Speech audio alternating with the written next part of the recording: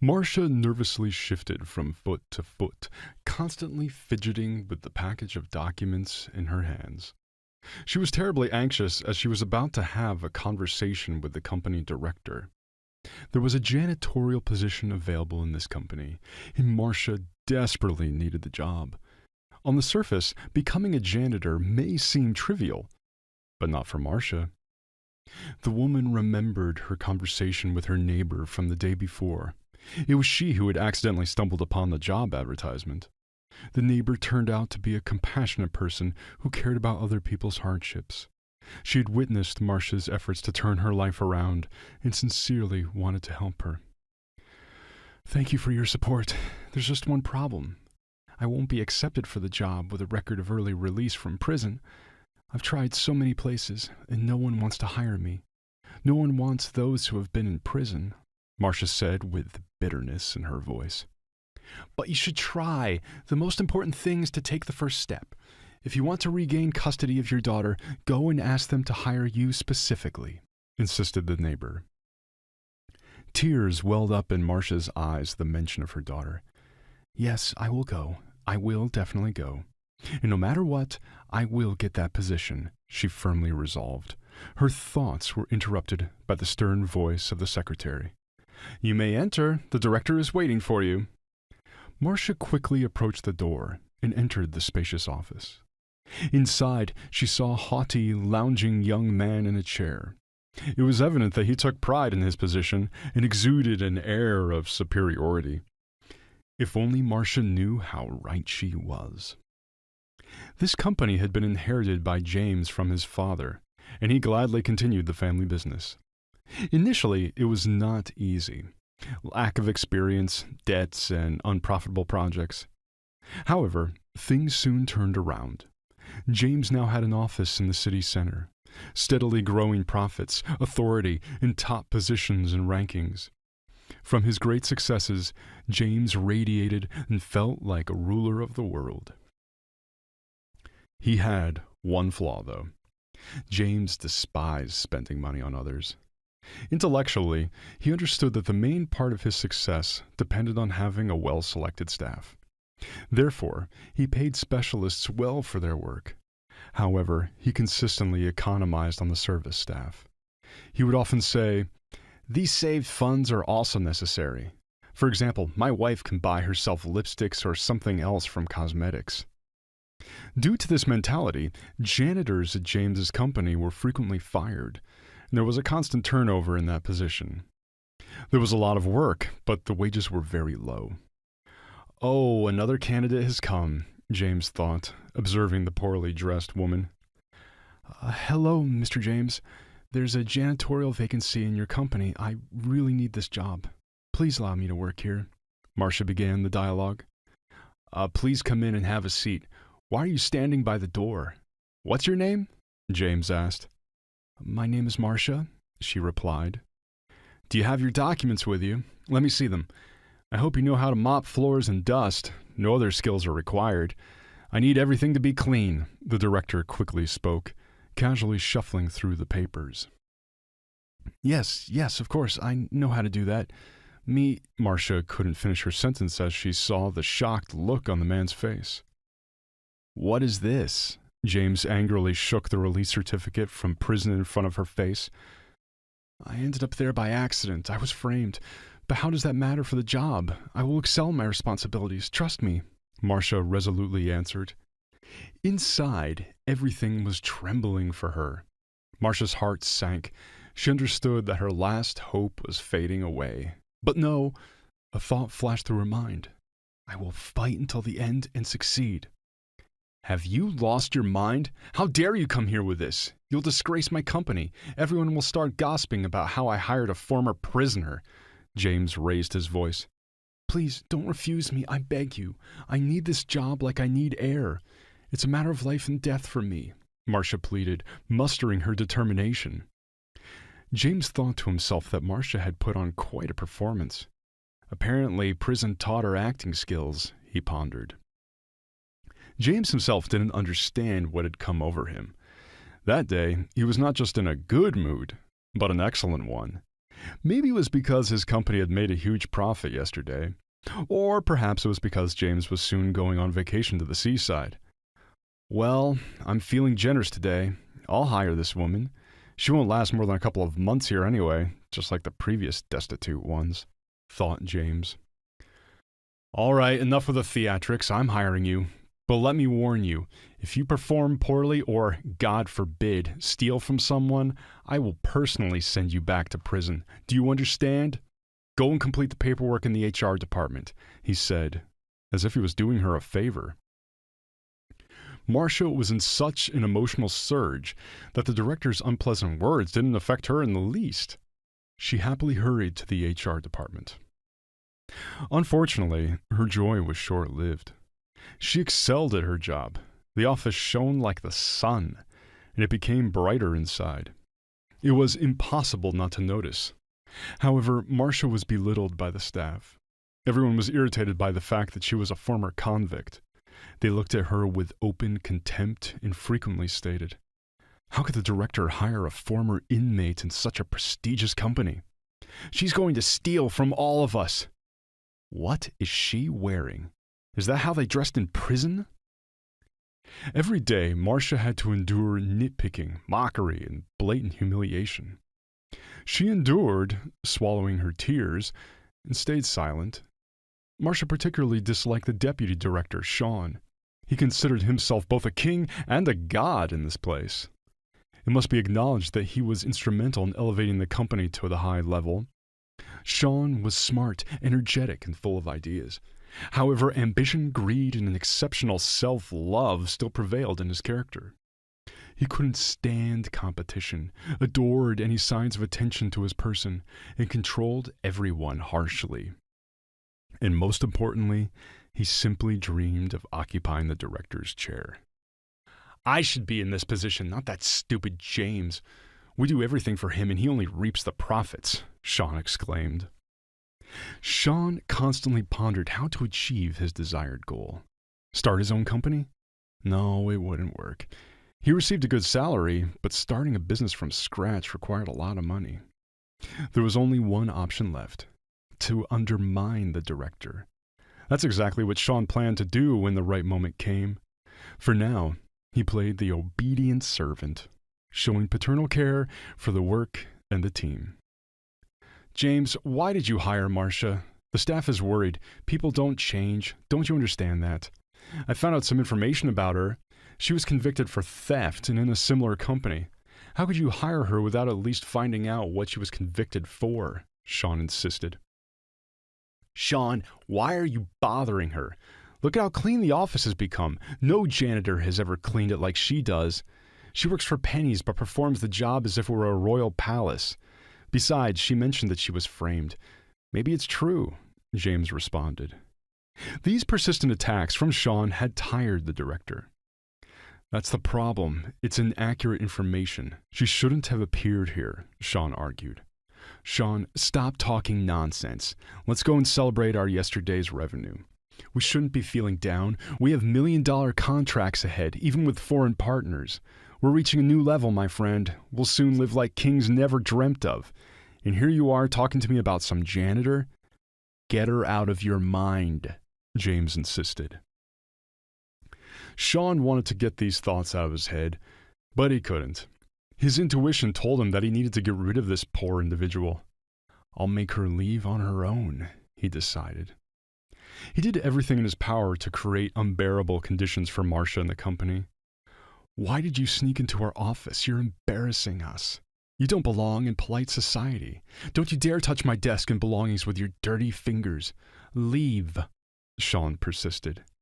He couldn't think of any more insults to throw at Marcia. However, he didn't realize that it was all in vain. After being betrayed by loved ones and spending time in prison, Marcia's soul had hardened and seemed to have turned into armor. No one could penetrate this armor, especially not Sean. "I'm like a soldier. I'm just doing my job," Marcia said to herself. Only one thought touched her heart. Her worries about her little daughter, Andrea. Perhaps she won't remember me anymore. 5 years have passed. What was the point of it all? How could I have been so naive? Marcia thought, tears welling up. That's how a whole month passed, filled with work and the burden of past memories. Another workday arrived. It was unusual. The office was noisy from the early morning, like a factory workshop. All the employees were bustling around like mad, preparing for the arrival of a foreign delegation. The day before, Mr. James had instructed Marcia to clean all the offices to perfection. "Hey, janitor, start with my office. I need to step out," Sean said disdainfully, and left. Marcia loved cleaning the offices. The books, folders, neatly arranged on the shelves, it all felt so familiar to her. And when she saw the documents neatly stacked on the desks, she had a desire to sit at the computer and immerse herself in the world of numbers, tables, and calculations. In the past, Marcia used to prepare hundreds of contracts and perform various calculations, but that was in her previous life. But now, Marcia let out a heavy sigh. The cleaning was done. Suddenly, her gaze involuntarily fell on a gray folder that stood out from the neat stack of documents on the desk. A sheet of paper had been carelessly thrown into the folder. Marcia knew she shouldn't be interested in other people's business, but she couldn't resist her curiosity. It was a clever financial calculation with numerous numbers. Quickly scanning the document, Marcia felt that something was amiss. She wasn't accustomed to relying on intuition. Grabbing a calculator, her sharp mind confirmed that this document was a clear manipulation. Her unease heightened when she noticed today's date on the reverse side. And today, important business negotiations and a major deal were scheduled.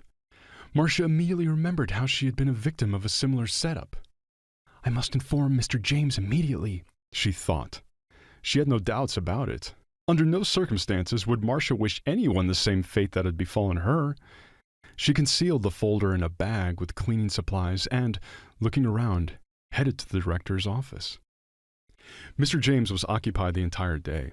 It was catastrophically difficult to reach him. The secretary rudely chased Marcia out of the reception area several times. "Now is not the time to be waving your mop around here. Get out of here," the secretary exclaimed. "I don't need to clean. I need to see Mr. James immediately." Marcia stood her ground without flinching. "You're getting on my nerves. Mr. James has forbidden anyone from entering today. It can only be done with his call," the secretary persistently insisted. Marcia no longer heard her words and, as if possessed, rushed toward the office door. When her hand touched the handle, the secretary jumped up and tried to block her path. Suddenly the door swung open, and Mr. James, with a furious glint in his eyes, shouted at them. "What are you yelling about? Stop immediately. Today I have a business meeting with foreign partners. Why isn't my secretary fulfilling her duties? I specifically asked not to let anyone in. If you ruin this meeting for me, I'll fire you to hell." James couldn't control his emotions. The director directed his anger toward Marcia. "What are you doing here? I don't want to see you, especially not today. Leave," he said. "No, I won't leave, Mr. James. I really need to talk to you. Can I come into your office?"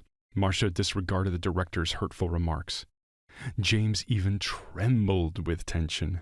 It felt like he was capable of anything.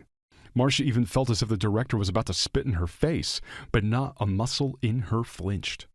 Life had toughened Marcia to the point where no anger could scare her. Marcia silently walked past the director and entered the office. He had no choice but to do the same. "You have 1 minute. Well, what do you need now? Is it another matter of life and death for you?" the director grumbled discontentedly. "Oh, yes, Mr. James. Please listen to me. It concerns the new deal. Your deputy, Sean, is setting you up. He altered the company's financial figures and wants to tarnish your reputation in the eyes of the partners, all to get rid of you and take your place. I have evidence here," Marcia said, extending the folder with the documents to the director. James reddened and slammed the folder forcefully onto the table. "How dare you slander decent people? Sean is talented, intelligent. He's the brains behind our company. He's my true friend. And who are you? You're a thief. Have you remembered your criminal tendencies? Sean was right, 1,000 times right, when he said we shouldn't have hired a former convict. And I, the idiot, didn't listen to him. But now I'll correct that mistake. Write your resignation letter today," the director yelled. Marcia didn't expect such a reaction at all. She thought the director would be interested in her revelation, and if he didn't believe her immediately, he would at least request an investigation of the documents. But he was so blinded by the success of the company and believed in the crystal clear honesty of his employees that he refused to accept anything that dispelled that myth. "You're still here? If you don't leave this office within 3 seconds, I'll call the police," the director heatedly threatened.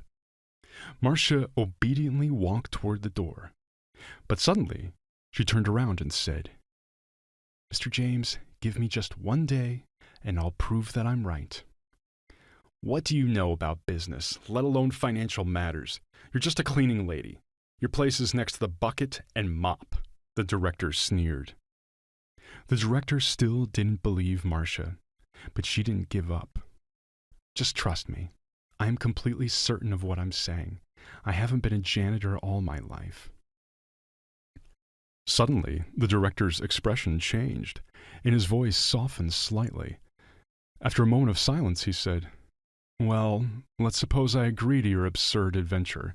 If all this turns out to be slander, I won't just fire you, I'll press charges against you. Then even cleaning jobs won't take you, and you'll be begging outside the church. Do you understand?" "Yes, of course.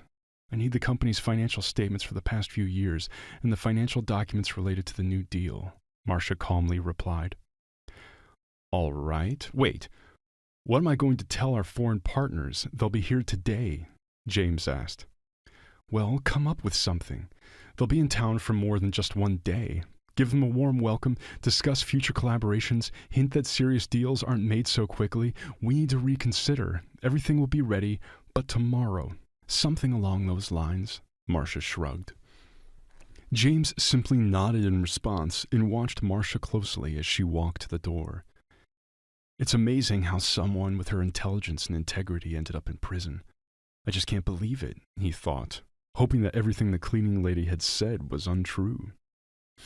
Marcia first stealthily walked into Sean's office and put the folder back. Fortunately, Sean hadn't returned yet, and when he did, he, of course, didn't notice anything suspicious. He didn't suspect a thing, even when James announced that the contract signing would be postponed until tomorrow. Sean had no doubt that his plan to frame the director would work perfectly.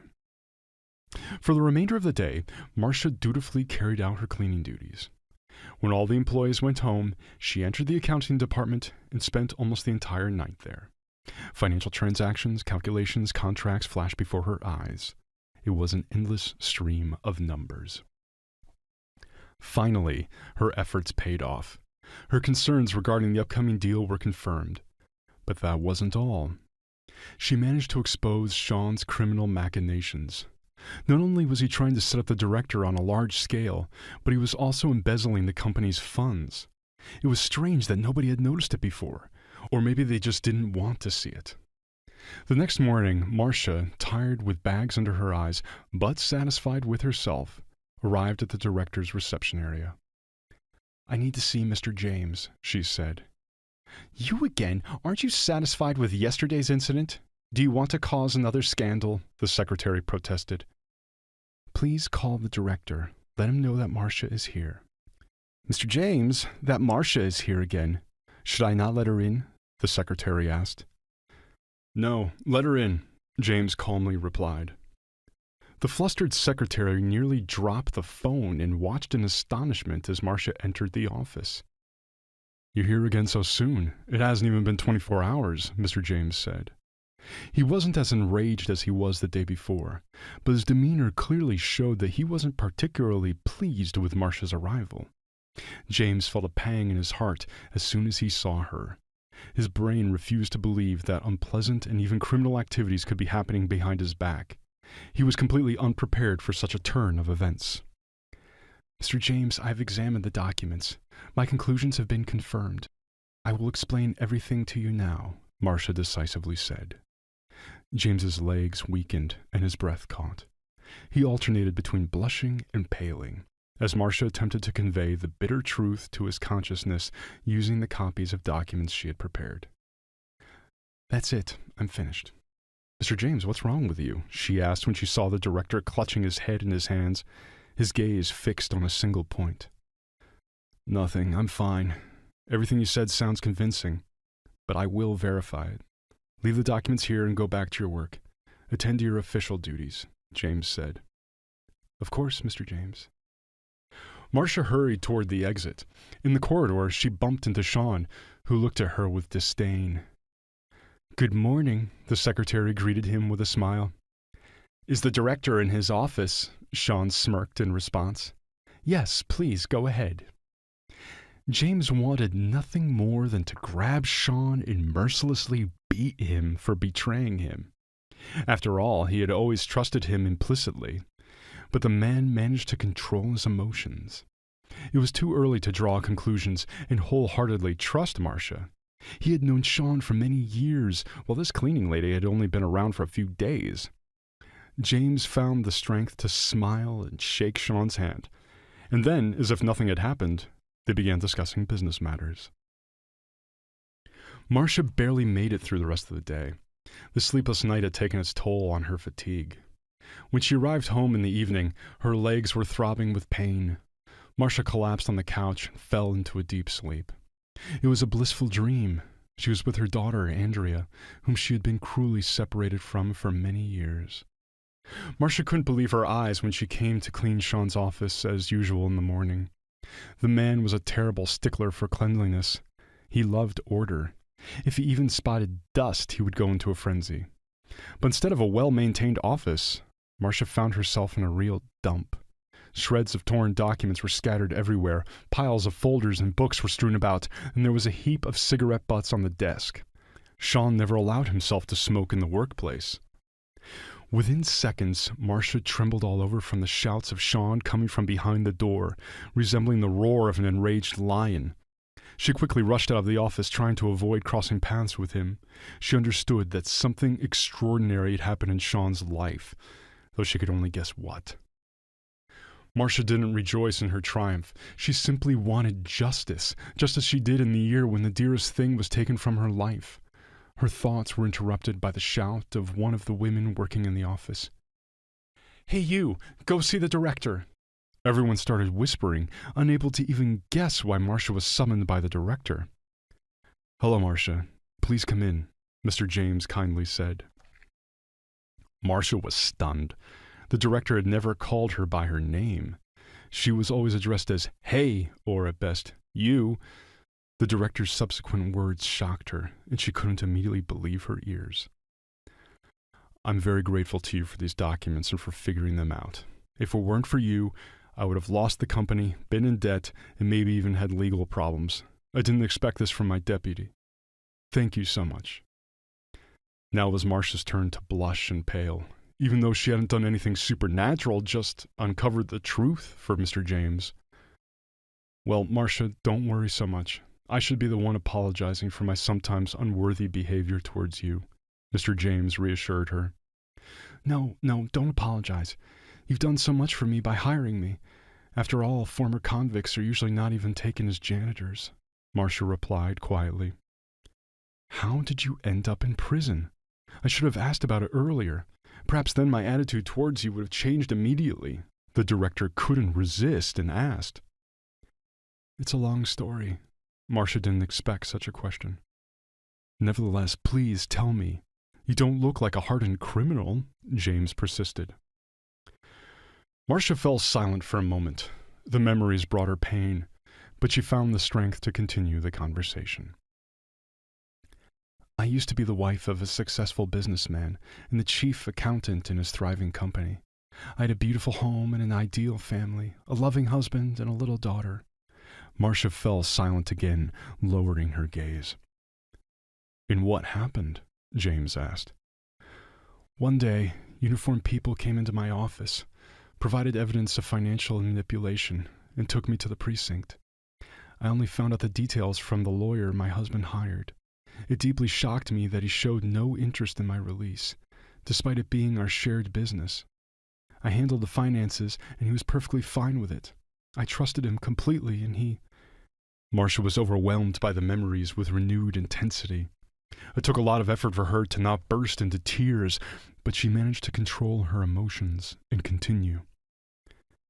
My husband simply quietly embezzled our joint funds, and then, together with his mistress, who happened to be my friend, they decided to eliminate me. They succeeded splendidly. That's tragic. You were a professional in your field and didn't notice the deception? How did it happen? James exclaimed. He genuinely felt sorry for Marcia. I was simply blinded by my family happiness. I loved my husband and signed many documents he gave me. He always said it was for the company. The worst part is that while I was in prison, they stripped me of my parental rights. That's why I need a job and a good recommendation to at least have a chance to see my little girl. Tears welled up in Marcia's eyes as she remembered her daughter. James sincerely empathized with her grief. Sensing how heavy it was for Marcia, he said, "Perhaps we can have a cup of coffee to calm down, and I also have a business proposition for you." Yesterday, as soon as this nightmare was confirmed, he made the decision to hire Marcia as his deputy. As for Sean, who had pretended to be his friend and partner for so many years, he wanted to dismiss him without remorse. "Marcia, I'm offering you the position of deputy director." Marcia hesitated, not knowing what to say. "I fired Sean. He's a fraud. I'm offering you his position. Are you willing?" the director asked. Marcia pondered. It was difficult for her to make such an important decision right away. James noticed her hesitation. "Don't worry, Marcia. I have confidence in your abilities and can entrust you with this position. Accept it. You need a good job and recommendations. Tomorrow I will introduce you to the team." All night long, Marcia tossed and turned. Her mind was filled with a swarm of chaotic thoughts. Will she be able to handle it? How will the team react? They'll all hate her. And what about her appearance? She needs to match the high position. She doesn't even have the money to buy a decent suit and shoes. Fortunately, Marcia's neighbor came to the rescue again and lent her some clothes. The next morning, Mr. James gathered the entire company to introduce the new deputy. Everyone was waiting in anticipation. Finally, the doors of the conference room opened, and all eyes turned to the elegant, pleasant-looking woman.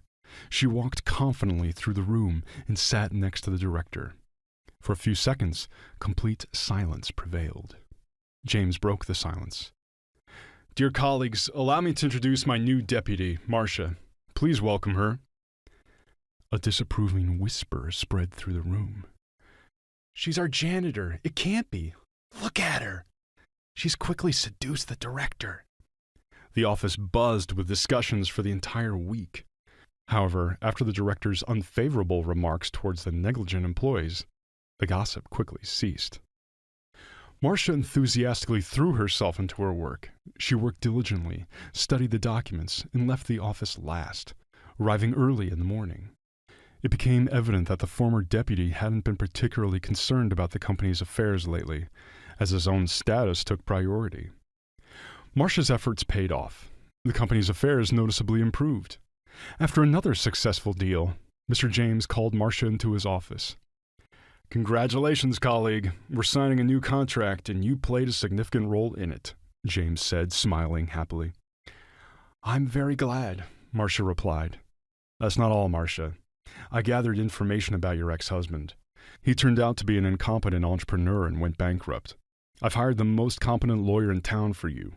He says you're currently in a favorable position, and you have a good chance of regaining parental rights for your daughter." Marcia wanted to cry for happiness. She didn't expect such a truly noble gesture from James. Marcia had experienced her husband's betrayal, endured the hardships of prison life, and achieved rapid career growth. And now she would regain her daughter no matter what. This would be her ultimate victory. Mid-victory. Mid-victory.